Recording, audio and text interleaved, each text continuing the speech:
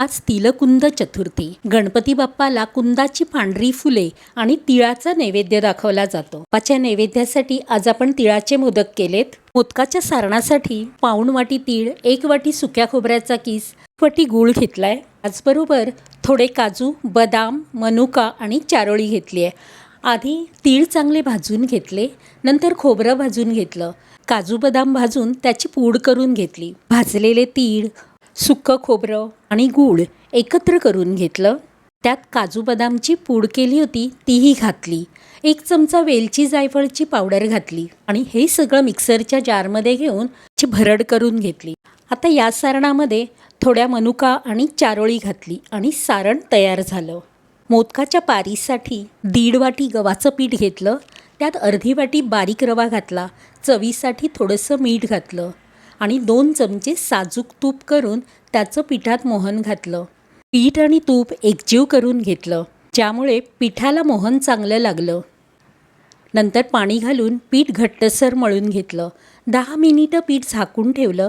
10 मिनिटानंतर पिठाची पातळ पोळी लाटून घेतली. वाटीने त्याच्या पुरीच्या आकाराच्या पाऱ्या तयार करून घेतल्या. नंतर त्याला कळ्या दिल्या. लहान लहान मोदक असल्यामुळे 11च कळ्या पडल्या. मग त्यात तयार केलेलं सारण भरून मोदक बंद केला.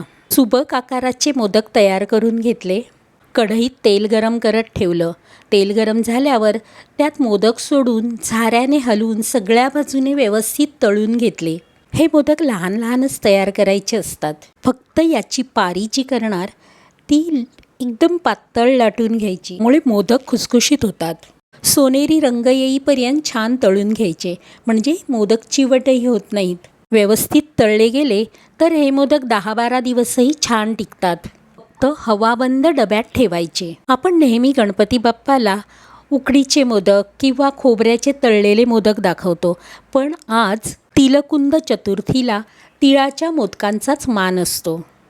आरोग्य आणि समृद्धीसाठी माघ महिन्यातील थंडीच्या काळात तिळाचे सेवन हे आरोग्यासाठी उत्तम असते. म्हणूनच या दिवशी बाप्पाला सुद्धा तिळाच्या लाडूचा किंवा मोदकांचा नैवेद्य दाखवणे अनिवार्य आहे. म्हणूनच आज या प्रकारे असे खुसखुशीत आणि खुटखुटीत असे तिळाचे मोदक केलेत. करायला सोपे आणि चविष्ट असे तीळ आणि गुळाचे मोदक आज तुम्ही बाप्पाच्या नैवेद्यासाठी करून बघा.